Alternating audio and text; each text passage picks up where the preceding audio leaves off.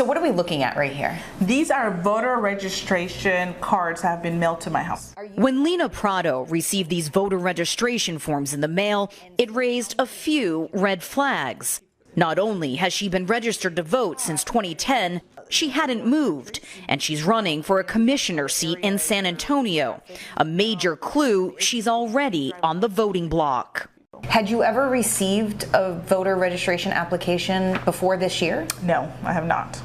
So something's changed. Something's changed. Lena, a Republican, believes that something is political. For the first time ever, Democratic officials in her county have hired an outside company that she believes is liberal-leaning to mail out voter registration forms, whether they've been requested or not.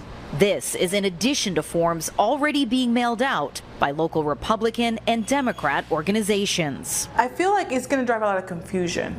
They're probably going to say, oh, well, if I received it, it's because I have to take an action. And is this going to make the system make a backlog, which we already have in our area? We have a backlog of over 4,000 registrations that have not been vetted yet. That backlog, Lena worries, could overwhelm the vetting process, letting irregularities slip through the cracks and cause delays on Election Day if someone isn't registered correctly.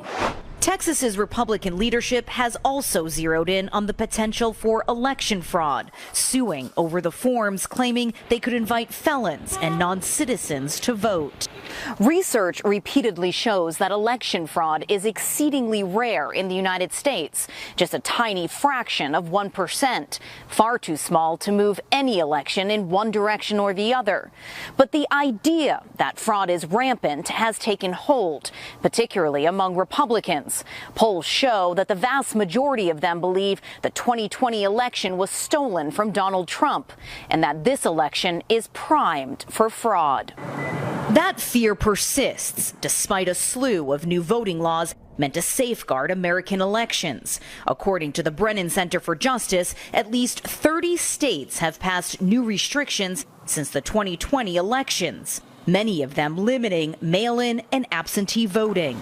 If you keep on telling people that elections are stolen, that elections aren't fair, they're not honest, then they're going to believe you after a while. I think much of the actions that the state takes is to convince their base that they're doing something about a problem that probably they know doesn't exist, but they created the impression that it existed, and if they don't do something about that, they will lose turnout.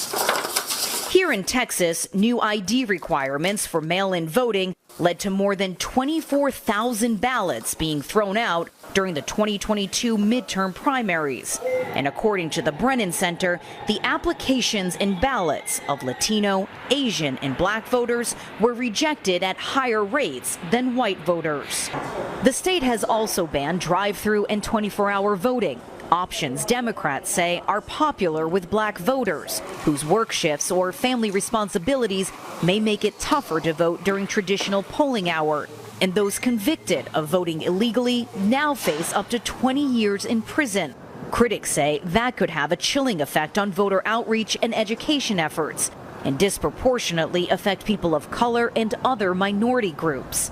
But state authorities deny these stringent measures are aimed at discouraging these groups from voting. Texas is very simply making it easier to vote and harder to cheat. But while new laws may make voting more difficult for some, dozens of states have made it more accessible, expanding in-person early voting, simplifying verification requirements, and making it easier to register to vote. From the perspective of voters, I don't think they're going to see a lot of impact from the kind of intense partisan infighting that has been happening. I think actually for all of the talk, almost every voter is going to find a safe and convenient experience. The question is whether that safe experience holds after the results come in. Toni Waterman, CNA, San Antonio, Texas.